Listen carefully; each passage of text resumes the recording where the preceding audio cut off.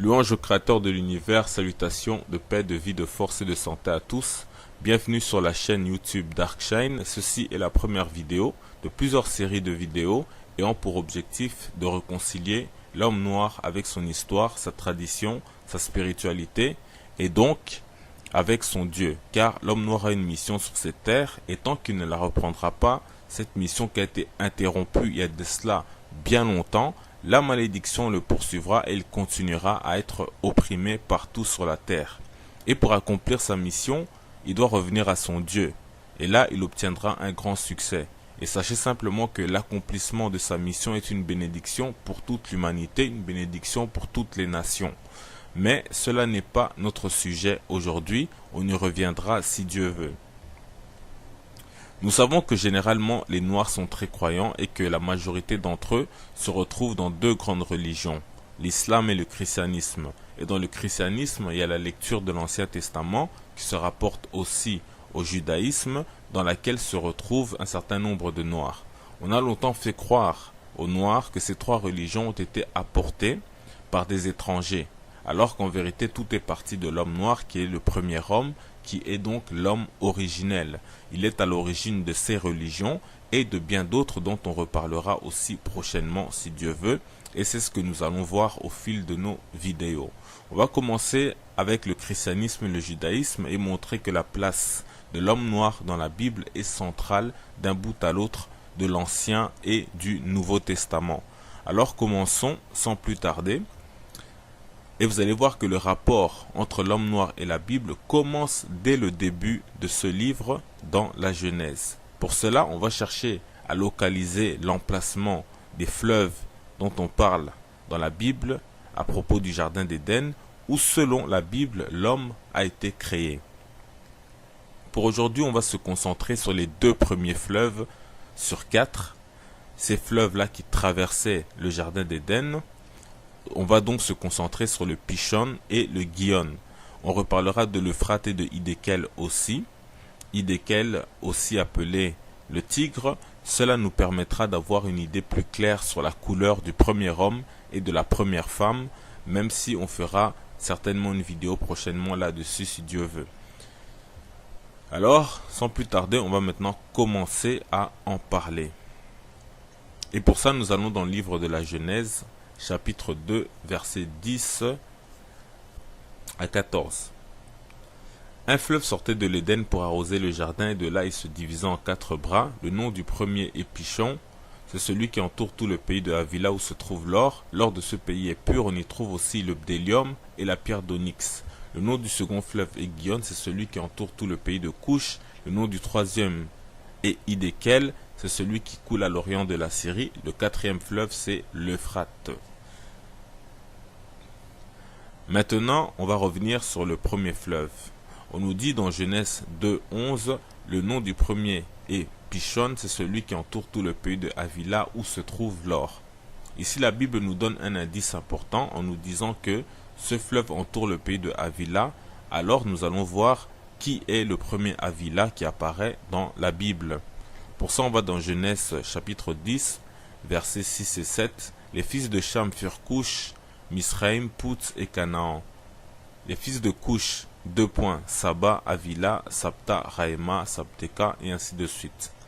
Donc le premier Havila qu'on rencontre dans la Bible est un fils de Couche et c'est cette information qui va nous aider à mieux localiser le premier fleuve. Étant donné qu'il y a une discorde à ce sujet, même chez les prétendus spécialistes, notamment en voulant à tout prix éloigner l'Afrique du jardin d'Éden et l'homme, forcément l'homme noir de la Bible.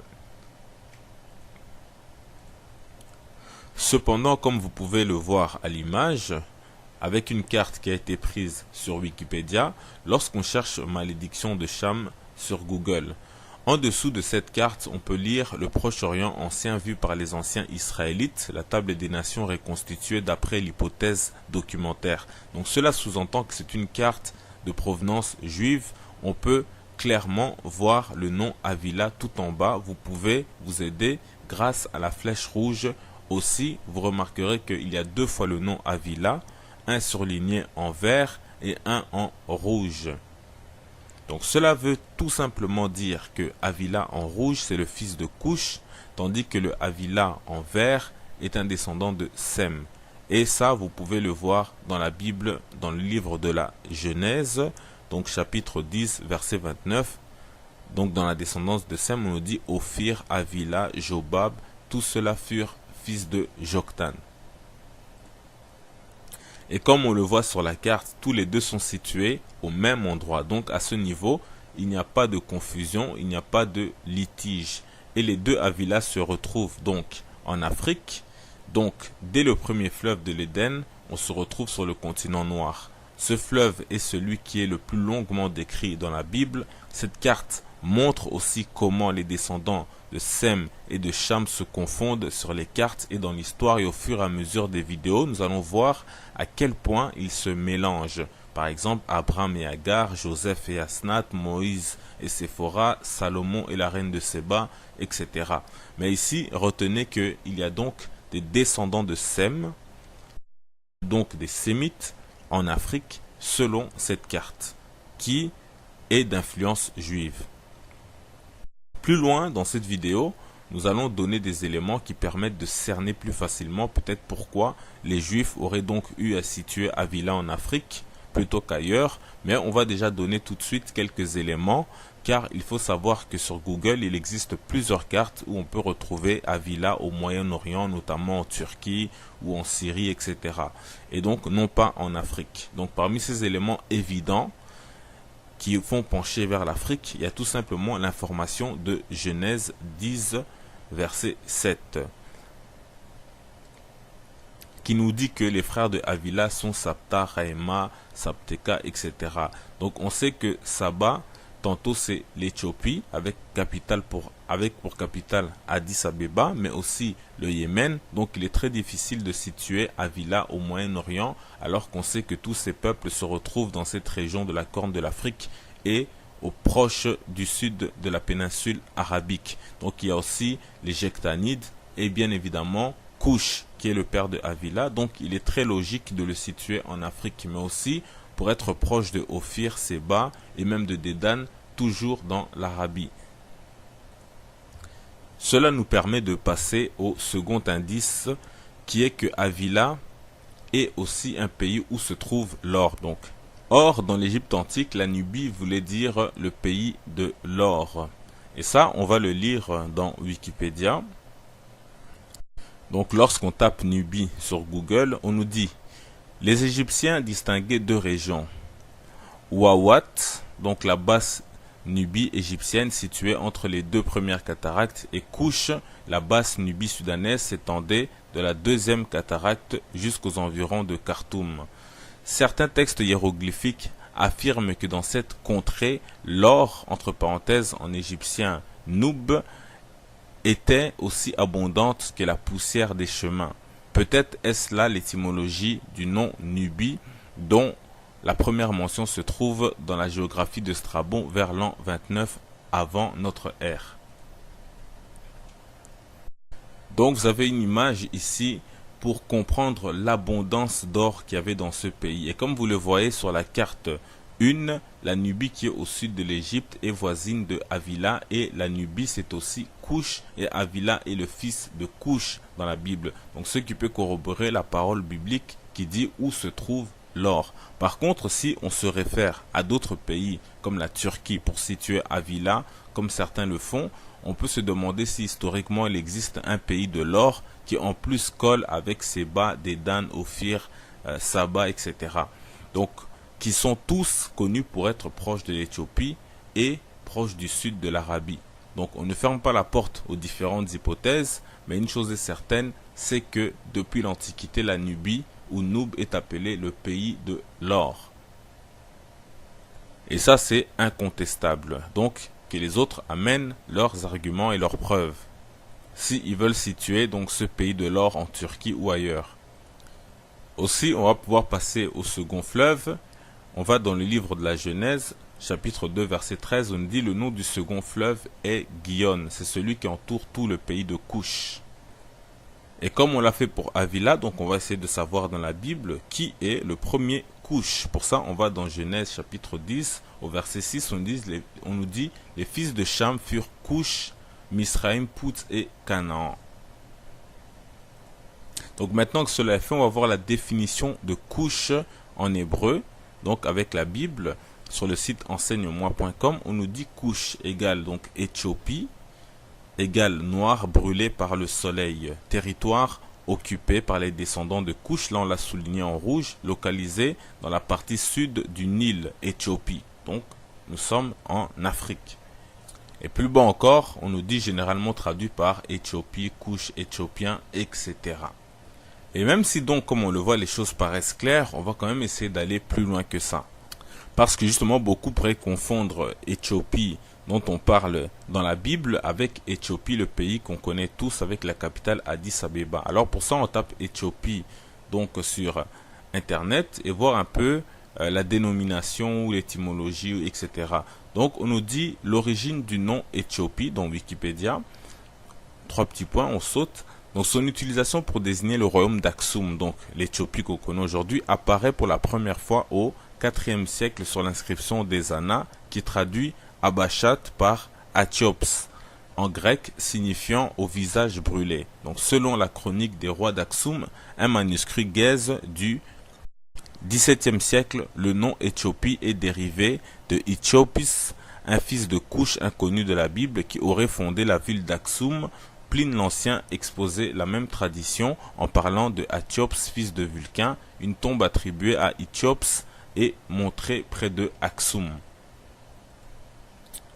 Et en bas, même si on ne l'a pas souligné en rouge, on dit qu'en France et plus généralement hors de l'Éthiopie, le pays a été longtemps connu sous le nom de Abyssinie, dont la racine sémite est Abesh signifie mélanger. Donc voilà, donc ça c'est simplement pour vous dire que l'appellation Éthiopie pour désigner le pays qu'on connaît aujourd'hui qui s'appelle Éthiopie, c'est tout simplement quelque chose qui est venu beaucoup plus tard. Mais lorsqu'on parlait d'Éthiopie, c'est comme vous l'avez vu et comme vous allez encore le voir sur les cartes, c'est clairement au sud de l'Égypte et non pas la corne de l'Afrique. Parce que là-bas on connaissait déjà ça sous le nom de royaume de Aksum, Abyssinie, etc.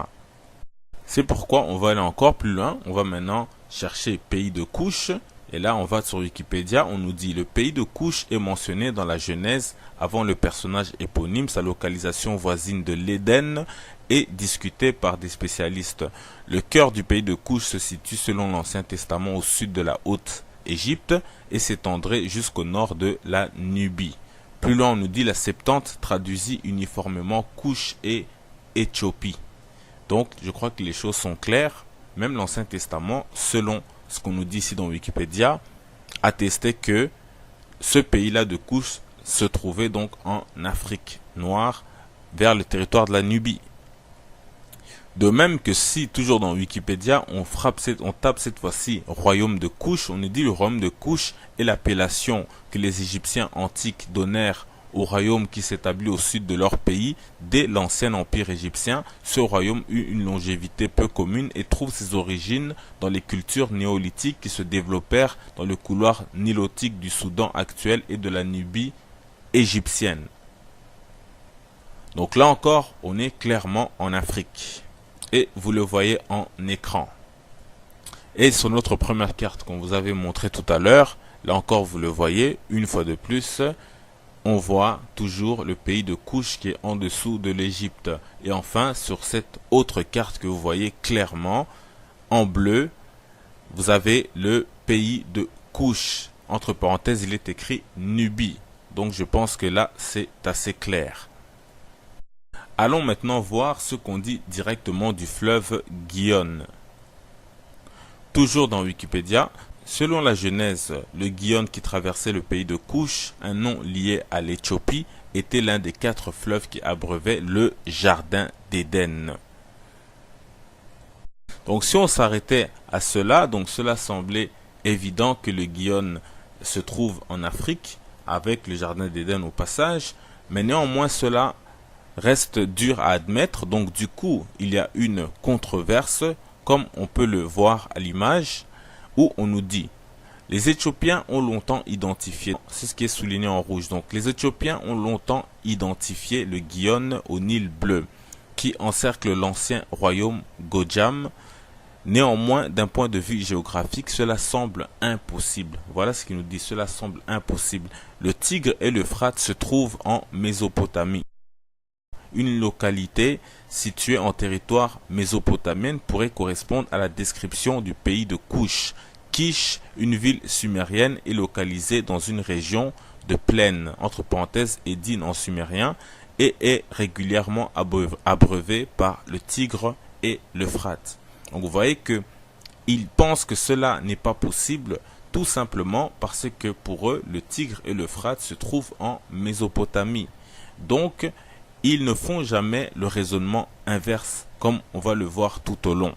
Mais on va lire ce qui est écrit en encadré plus bas. On nous dit, les exégètes séculiers, c'est-à-dire les biblistes critiques, estiment que le fleuve de Gihon reste non identifié, tout comme le Pishon, puisque les repères géographiques de l'auteur de la Genèse ne peuvent pas être reconstitués conformément à la géographie actuelle. Dans Genèse 2, l'Euphrate, le Tigre, le Gihon et le Pishon proviennent de la même source, alors que les deux seules rivières identifiables de nos jours, le Tigre et l'Euphrate, n'ont pas la même origine.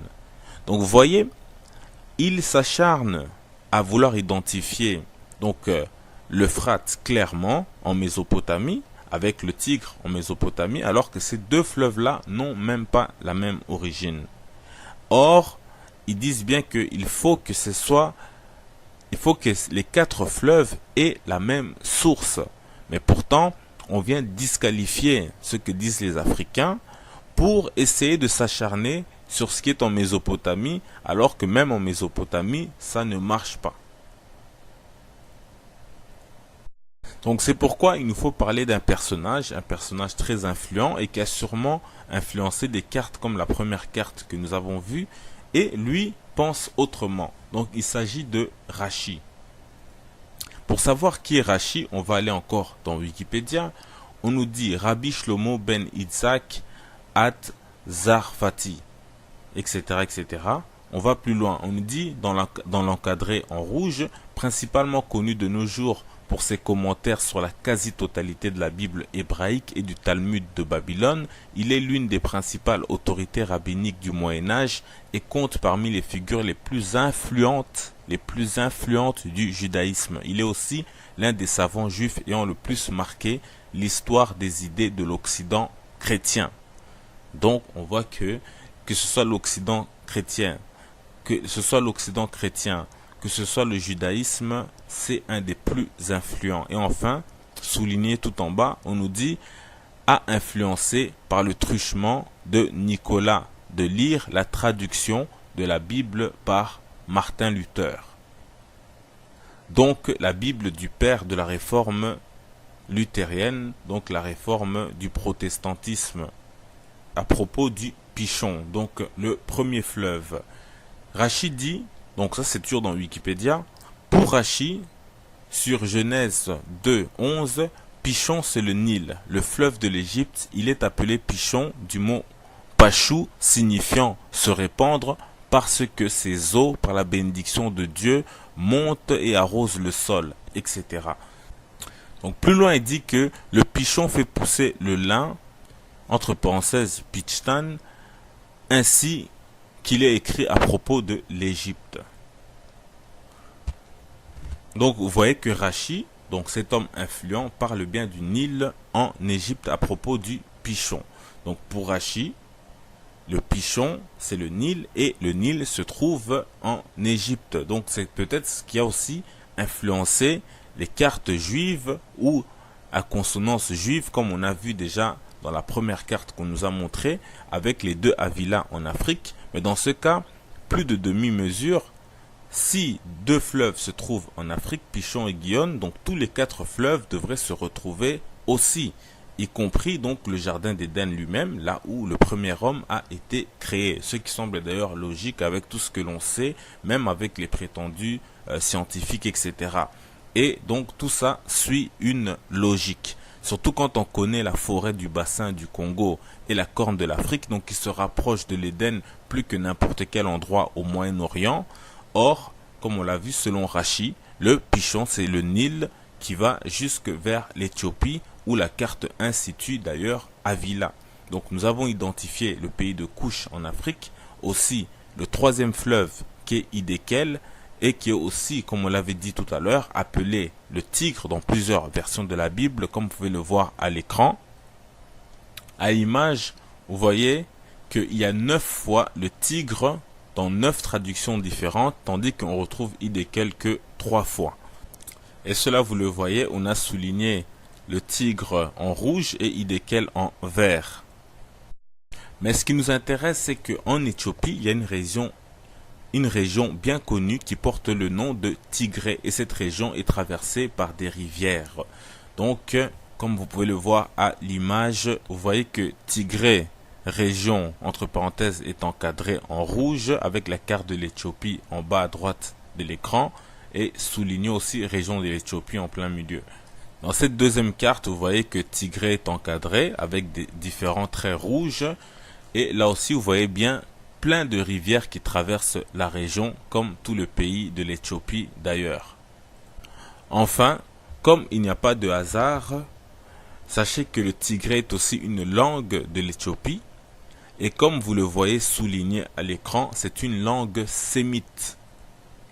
Mais on en reparlera si Dieu veut. Donc, Hiddekel ou Tigre pouvait très bien aussi se placer en Afrique. Donc, dans ce cas, il ne resterait plus que l'Euphrate pour faire 4. Mais on en reparlera plus en détail prochainement, si Dieu veut, dans une autre vidéo. Mais comme vous l'avez vu, 3 déjà des fleuves peuvent facilement intégrer l'Afrique. Donc, comme on peut le constater, le monde noir et l'Afrique entrent en scène dès le début de la Bible et nous le verrons par la suite que cela se prolonge tout au long et jusqu'à la fin de ce livre.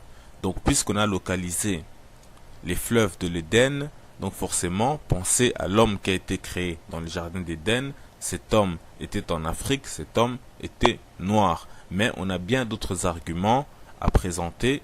Pour l'instant, cette vidéo s'achève. Paix, vie, force et santé, salutations.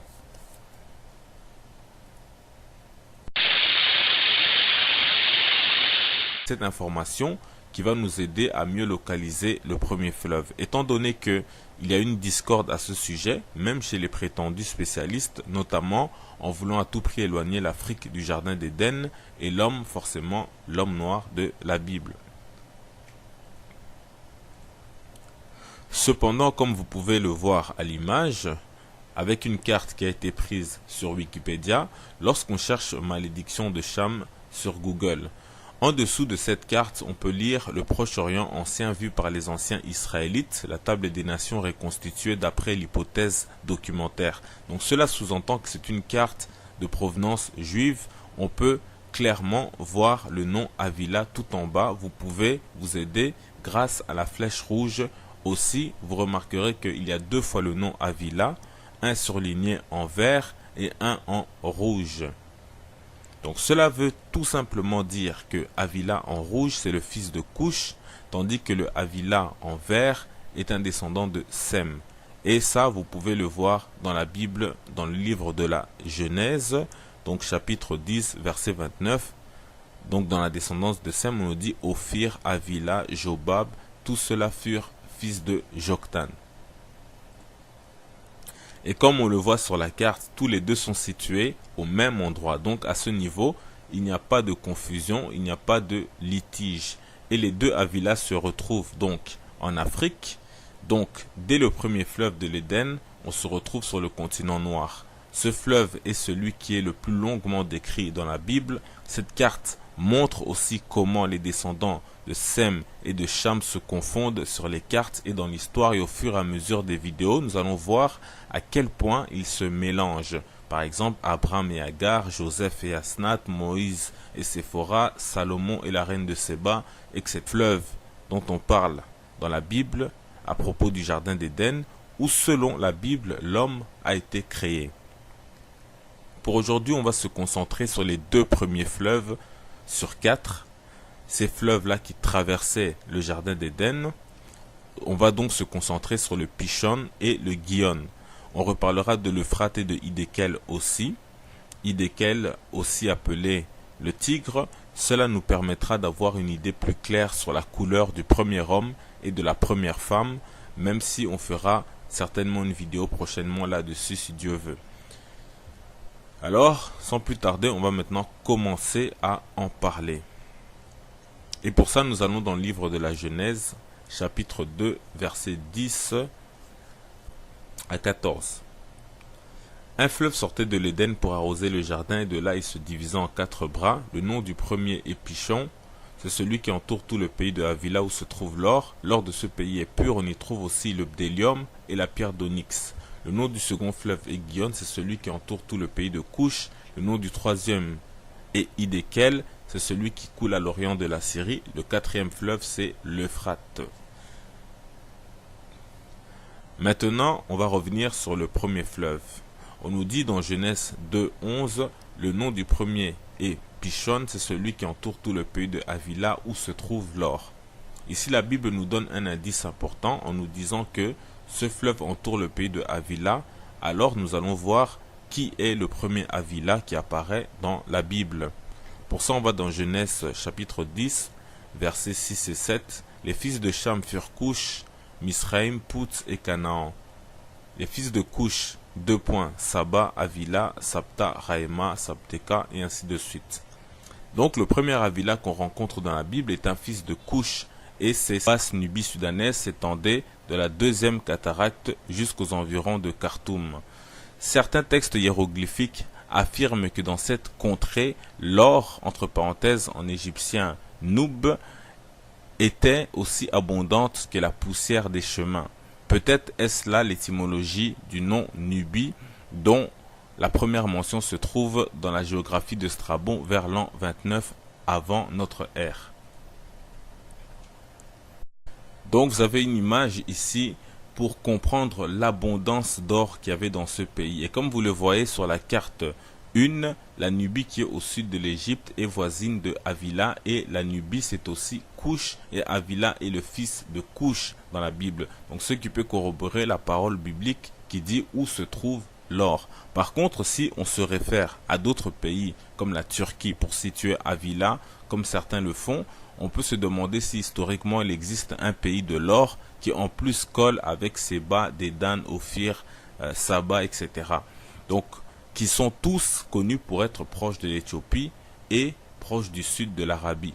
Donc on ne ferme pas la porte aux différentes hypothèses, mais une chose est certaine, c'est que depuis l'Antiquité, la Nubie ou Noub est appelée le pays de l'or. Et ça c'est incontestable. Donc que les autres amènent leurs arguments et leurs preuves, s'ils veulent situer donc ce pays de l'or en Turquie ou ailleurs. Aussi, on va pouvoir passer au second fleuve. On va dans le livre de la Genèse, chapitre 2, verset 13, on dit le nom du second fleuve est Gihon, c'est celui qui entoure tout le pays de Couche. Et comme on l'a fait pour Havila, donc on va essayer de savoir dans la Bible qui est le premier Couche. Pour ça, on va dans Genèse chapitre 10, au verset 6, on nous dit les fils de Cham furent Couche, Misraïm, Pout et Canaan. Louange au Créateur de l'univers, salutations de paix, de vie, de force et de santé à tous. Bienvenue sur la chaîne YouTube Darkshine. Ceci est la première vidéo de plusieurs séries de vidéos ayant pour objectif de réconcilier l'homme noir avec son histoire, sa tradition, sa spiritualité et donc avec son Dieu. Car l'homme noir a une mission sur cette terre et tant qu'il ne la reprendra pas, cette mission qui a été interrompue il y a de cela bien longtemps, la malédiction le poursuivra et il continuera à être opprimé partout sur la terre. Et pour accomplir sa mission, il doit revenir à son Dieu. Et là, il obtiendra un grand succès. Et sachez simplement que l'accomplissement de sa mission est une bénédiction pour toute l'humanité, une bénédiction pour toutes les nations. Mais cela n'est pas notre sujet aujourd'hui, on y reviendra si Dieu veut. Nous savons que généralement les Noirs sont très croyants et que la majorité d'entre eux se retrouvent dans deux grandes religions, l'islam et le christianisme. Et dans le christianisme, il y a la lecture de l'Ancien Testament qui se rapporte aussi au judaïsme, dans laquelle se retrouvent un certain nombre de Noirs. On a longtemps fait croire aux Noirs que ces trois religions ont été apportées par des étrangers, alors qu'en vérité tout est parti de l'homme noir qui est le premier homme, qui est donc l'homme originel. Il est à l'origine de ces religions et de bien d'autres dont on reparlera aussi prochainement si Dieu veut, et c'est ce que nous allons voir au fil de nos vidéos. On va commencer avec le christianisme et le judaïsme et montrer que la place de l'homme noir dans la Bible est centrale d'un bout à l'autre de l'Ancien et du Nouveau Testament. Alors commençons sans plus tarder. Et vous allez voir que le rapport entre l'homme noir et la Bible commence dès le début de ce livre dans la Genèse. Pour cela, on va chercher à localiser l'emplacement des Phléra. Mais ici, retenez qu'il y a donc des descendants de Sem, donc des Sémites, en Afrique, selon cette carte, qui est d'influence juive. Plus loin dans cette vidéo, nous allons donner des éléments qui permettent de cerner plus facilement peut-être pourquoi les Juifs auraient donc eu à situer Avila en Afrique plutôt qu'ailleurs, mais on va déjà donner tout de suite quelques éléments car il faut savoir que sur Google il existe plusieurs cartes où on peut retrouver Avila au Moyen-Orient, notamment en Turquie ou en Syrie, etc. Et donc non pas en Afrique. Donc parmi ces éléments évidents qui font pencher vers l'Afrique, il y a tout simplement l'information de Genèse 10, verset 7, qui nous dit que les frères de Avila sont Sabta, Raïma, Sabteka, etc. Donc on sait que Saba, tantôt c'est l'Éthiopie, avec pour capitale Addis Abeba, mais aussi le Yémen. Donc il est très difficile de situer Avila au Moyen-Orient, alors qu'on sait que tous ces peuples se retrouvent dans cette région de la Corne de l'Afrique et au proche du sud de la péninsule arabique. Donc il y a aussi les Jectanides et bien évidemment Cush, qui est le père de Avila. Donc il est très logique de le situer en Afrique, mais aussi pour être proche de Ophir, Séba et même de Dédan, toujours dans l'Arabie. Cela nous permet de passer au second indice, qui est que Avila est aussi un pays où se trouve l'or. Donc, or, dans l'Égypte antique, la Nubie voulait dire le pays de l'or. Et ça, on va le lire dans Wikipédia. Donc, lorsqu'on tape Nubie sur Google, on nous dit: les Égyptiens distinguaient deux régions.